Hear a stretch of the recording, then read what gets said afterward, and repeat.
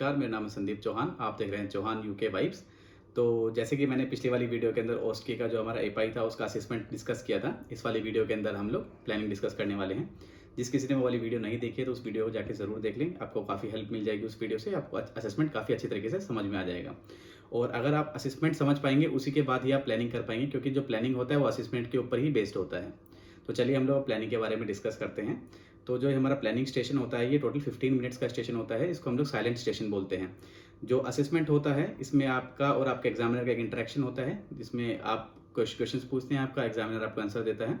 तो ये होता है, पर जो प्लानिंग होता है ये साइलेंट स्टेशन होता है, इसके अंदर आपका और आपके एग्जामिनर का कोई इंटरेक्शन नहीं होता है। तो इसमें सिर्फ ये रिटर्न होता है, इसके अंदर टोटल मिला के आपको 2 केयर प्लान लिखने पड़ते हैं। तो इसके अंदर आपको एक केस नोट दे दिया जाएगा, जो कि आपने असेसमेंट आपने अपने पेशेंट के ऊपर करी थी, उसी के बेस पे आपको प्लानिंग बनानी पड़ती है। इसके अंदर टोटल आपको मैंने जैसे बताया 2 केयर प्लान बनाने पड़ते हैं। तो इसके अंदर जो मेन चीज़ें हैं वो मैं आपको ये बता देता हूँ कि जो आपके केयर प्लान है वो काफ़ी स्पेसिफिक और प्रायोरिटी बेस होने चाहिए। तो जैसे कि मैंने आपको असेसमेंट में बताया था, टोटल मिला के 4 चीज़ें होती हैं। न्यूज़ होता है और जीसीएस होता है, मस्ट होता है और पीएचक्यू9 होता है। अगर आप पीएचक्यू9 के ऊपर अगर आप केयर प्लान बना रहे हैं तो आपके केयर प्लान के अंदर जो हमारा आपका पहला केयर प्लान होगा वो डिप्रेशन या फिर कोई मेंटल डिसेबिलिटी के ऊपर होगा, जो कोई मेंटल इलनेस वगैरह के ऊपर होगा। जो अगर आप मस्ट के ऊपर बना रहे हैं तो आपका जो पहला केयर प्लान होगा वो माल न्यूट्रिशन के ऊपर होगा। जीसीएस के अगर ऊपर आप बना रहे हैं तो जो आपका पहला जो केयर प्लान होगा वो आपका न्यूरोलॉजिकल कंडीशन की, पेशेंट की जो न्यूरोलॉजिकल कंडीशन है उसके ऊपर होगा। और जो न्यूज़ बना रहे हैं वो आपके पेशेंट के जो वाइटल साइंस डिरेंज हैं उसके हिसाब से होगा, या फिर पेन के बारे में होगा, फीवर के बारे में होगा, ये सब चीज़ें होती हैं। बाकी जो आपका जो सेकंड केयर प्लान है वो आपकी सेकंड प्रायोरिटी है। सेकेंडरी जो चीज़ें होती हैं, जैसे कि मैं आपको एक एग्जांपल देता हूँ। जैसे अगर आप किसी पेशेंट के पास गए हैं और पेशेंट माल नरिश्ड है, तो आपका जो पहला केयर प्लान होगा वो पेशेंट के माल न्यूट्रिशन के ऊपर होगा। सेकंड जो होगा वो आपका केयर प्लान, जैसे कि पेशेंट माल नरिश है, साथ में पेशेंट को फीवर भी है, पेशेंट को पेन है, ब्रेथलेसनेस है, तो उसके अंदर से जो आपको अच्छा लगता है, जो पेशेंट ज़्यादा सफ़र कर रहा है जिस चीज़ से, आप उस चीज़ को उठाएंगे और सेकंड केयर प्लान आपका उसके ऊपर होगा। तो जैसे कि ये स्पेसिफिसिटी होती है, स्पेसिफिक केयर प्लान्स आपको बनाने हैं, प्रायोरिटी बेस्ड केयर प्लान बनाने हैं। काफ़ी ईजी होता है ये स्टेशन। असेसमेंट और जो आपका इम्प्लीमेंटेशन होता है ये होता है थोड़ा हार्ड स्टेशन होता है। बाकी जो प्लानिंग और इवैल्यूएशन होता है ये काफ़ी इजी स्टेशन होता है, पर इसके अंदर फेल होने के चांसेस भी ज़्यादा होते हैं, क्योंकि अगर आपने स्पेसिफिक नहीं बनाया केयर प्लान, जैसे कि मैंने अभी आपको बताया कि अगर पेशेंट माल नरिश है और आप केयर प्लान बनाते हैं फीवर के ऊपर या फिर पेन के ऊपर, तो आपको फेल कर देंगे, क्योंकि आपने माल न्यूट्रिशन के ऊपर कोई केयर प्लान नहीं बनाया। तो इस चीज़ का ज़रूर ध्यान रखिए कि जो आपके जो केयर प्लान्स हैं वो काफ़ी स्पेसिफिक हों, और इसी के ऊपर आपको जज किया जाता है। तो जो आपका जो केयर प्लान होता है इसके अंदर काफ़ी चीज़ों का ध्यान रखा जाता है। तो चलिए हम लोग एक-एक चीज़ डिस्कस करते हैं। तो पहला आपका होना चाहिए, आपका जो केयर प्लान है वो काफ़ी स्पेसिफिक होना चाहिए। आप केयर प्लान किस चीज़ के ऊपर बना रहे हैं, पेशेंट की प्रायोरिटी क्या है? तो पेशेंट की प्रायोरिटी बेस आपका केयर प्लान होना चाहिए। दूसरा होता है, जो केयर प्लान है आपका वो मेजरेबल होना चाहिए। जैसे कि हम लोग एग्जांपल ले लेते हैं। अगर आप किसी पेशेंट के पास गए हैं और पेशेंट माल नरिश है, पेशेंट का वेट लॉस है, तो आप उसको एक स्पेसिफिक टाइम देंगे और ये बता देंगे कि पेशेंट का जो वेट गेन है वो 500 ग्राम से लेके 1 केजी तक, आपकी जो नेक्स्ट विजिट है 1 वीक के अंदर, उसके अंदर पेशेंट का इतना वेट इंक्रीज हो जाएगा। आप ऐसा नहीं बताएंगे कि मेरे नेक्स्ट विजिट पे पेशेंट का वेट इंक्रीज हो जाएगा, आपको ये बताना है कि कितना इंक्रीज हो जाएगा, जो कि आपका एक मेजरेबल गोल होगा। और जो हमारी तीसरी चीज़ है वो होती है अचीवेबल। आप क्या अचीव कर सकते हैं। आप ऐसा नहीं है कि यही एग्जांपल हम लोग ले लेते हैं, जैसे कि आपने जब बताया कि मेरे पेशेंट का वेट गेन 500 ग्राम से 1 केजी तक हो जाएगा जब तक मैं नेक्स्ट विजिट पे आऊँगा।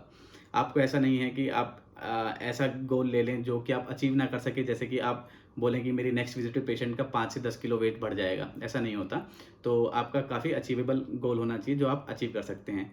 उसके बाद जो हमारा चौथा होता है वो होता है रियलिस्टिक। आपका जो गोल है वो रियलिस्टिक होना चाहिए, रेलेवेंट होना चाहिए।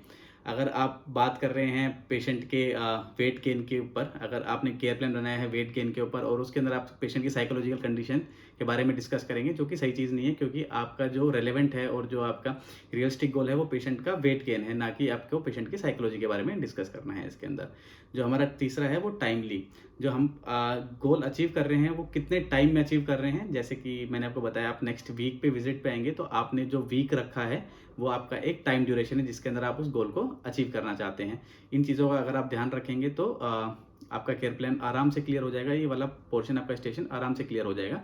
इसको हम लोग स्मार्ट भी बोल सकते हैं, या जो ये टेक्निक है उसको बोलते हैं स्मार्ट, जिसके अंदर एस फॉर स्पेसिफिक होता है, एम फॉर मेजरेबल होता है, ए फॉर अचीवेबल होता है, आर फॉर रेलेवेंट या फिर आप रियलिस्टिक जैसे भी उसको बोलना चाहें, और जो टी होता है वो टाइमली होता है, टाइम होता है। तो अगर आप इन चीज़ों का ध्यान रखेंगे तो आपका काफ़ी अच्छा केयर प्लान बन जाएगा। तो जैसे मैंने आपको पहले बताया था कि आपको टोटली मिला के 2 केयर प्लान बनाने पड़ते हैं, और आपको एक शीट मिलती है, उसके ऊपर आपको 2 केयर प्लान लिखने पड़ते हैं। उनके अंदर आपको 2-3 चीज़ों का और ध्यान रखना पड़ता है, जैसे कि आप पेशेंट का नाम सही लिख रहे हैं, पेशेंट की आईडी सही लिख रहे हैं, आपको हर केयर प्लान के बाद अपना साइन करना होता है, ताकि एक ये प्रूफ होता है कि ये आपने ये केयर प्लान लिखा है, ठीक है? इन चीज़ों का ध्यान रखना होता है। तो जो आपका जो केयर प्लान होगा, उस जो शीट होगी उसके अंदर ऊपर जो सबसे पहला कॉलम होता है, इसके अंदर पेशेंट की डिटेल्स लिखी जाती हैं, जैसे जिसमें पेशेंट का नाम, पेशेंट की डेट ऑफ बर्थ और पेशेंट की आईडी लिखी जाएगी। जो आपकी जो सेकंड कॉलम है, इसके अंदर आपका नर्सिंग प्रॉब्लम लिखा जाएगा कि पेशेंट का प्रॉब्लम क्या है, जैसे कि पेशेंट को फीवर है, पेशेंट मालनरिश्ड है, पेशेंट को कोई साइकोलॉजिकल दिक्कत है जैसे एंग्जायटी, डिप्रेशन, तो वो पेशेंट की प्रॉब्लम आएगी।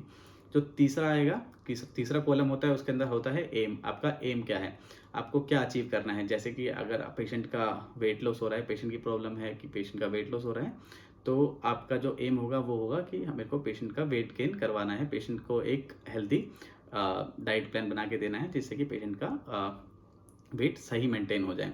जो उसके बाद जो हमारा नेक्स्ट कॉलम होता है, ये होता है रीएवैल्यूएशन डेट। इसके अंदर जो हमको रीएवैल्यूएशन बतानी होती है उसी समय पे, जैसे कि आपने पेशेंट की प्रॉब्लम देखी, आपने अपना एम रखा, और फिर आपकी एक रीएवैल्यूएशन आपको डेट रखनी पड़ेगी, जैसे कि नेक्स्ट वीक आपने रखी थी कि मैं नेक्स्ट वीक आऊँगा नेक्स्ट विजिट पे, और पेशेंट का वेट इंक्रीज़ हुआ है या नहीं, ये सब चीज़ें देखेंगे। इसके अंदर जो उसके बाद उसके अंदर टोटल मिला के 2 कॉलम और होते हैं, जिसके अंदर आपको अपनी प्लानिंग के पॉइंट्स रखने होते हैं कि पेशेंट के गोल को अचीव करने के लिए आप क्या-क्या स्टेप्स ले रहे हैं। जैसे कि आप पेशेंट को रेगुलर मॉनिटर करेंगे, पेशेंट के पूरे डेटा को और हर चीज़ को रिकॉर्ड करेंगे, पेशेंट का कंसेंट लेंगे, पेशेंट को डायटीशियन के पास रेफ़र करेंगे, और पेशेंट आपसे कोऑपरेट कर रहा है नहीं, इन सब चीज़ों के बारे में आप लिखेंगे। और जो हमारा जो लास्ट और फाइनल कॉलम होता है, ये होता है पेशेंट सेल्फ केयर या फिर पेशेंट फीडबैक, जिसके अंदर आप ये लिखेंगे कि जो मैं केयर प्लान बता रहा हूँ, पेशेंट उसको कैसे रिस्पॉन्ड कर रहा है, कैसा फीडबैक दे रहा है, ये सब चीज़ें होती हैं। ये सेशन काफ़ी ईज़ी होता है, ये एग्ज़ाम आराम से क्लियर हो जाएगा। तो ये इतना ही था प्लानिंग के बारे में। ये 15 मिनट्स में आपको 2 केयर प्लान लिखने होते हैं, जो कि मेरे हिसाब से काफ़ी ज़्यादा टाइम है, आप आराम से लिख लेंगे, और काफ़ी आसान होता है, आपको सिर्फ 2 केयर प्लान बनाने होते हैं। तो जो हमारी नेक्स्ट वीडियो होगी वो इम्प्लीमेंटेशन के बारे में होगी। तो मैं चाहता तो मैं ये सारी वीडियो एक साथ बना सकता था, असेसमेंट की, प्लानिंग की, इम्प्लीमेंटेशन की और इवैल्यूएशन की, पर वो वीडियो काफ़ी लंबी हो जाती है और काफ़ी कन्फ्यूजिंग भी हो जाती, जिसमें आपको काफ़ी कन्फ्यूजन होती समझने में। इसलिए मैंने सोचा कि हर सेशन का एक-एक पार्ट बनाऊँगा, जिससे आपको समझने में काफ़ी आसानी हो जाएगी। इसलिए जो मेरी नेक्स्ट वीडियो है वो इम्प्लीमेंटेशन की होगी। माफ़ी चाहता हूँ मैंने इस वीडियो के लिए आप लोगों को काफ़ी वेट करवाया, पर जो मेरी नेक्स्ट वीडियोज़ होंगी वो काफ़ी जल्दी-जल्दी डालूँगा, ताकि हम लोग OSCE का जो ये पार्ट है उसको काफ़ी जल्दी कवर कर सकें। धन्यवाद, आपने मुझे इतना टाइम दिया। Thank you so much.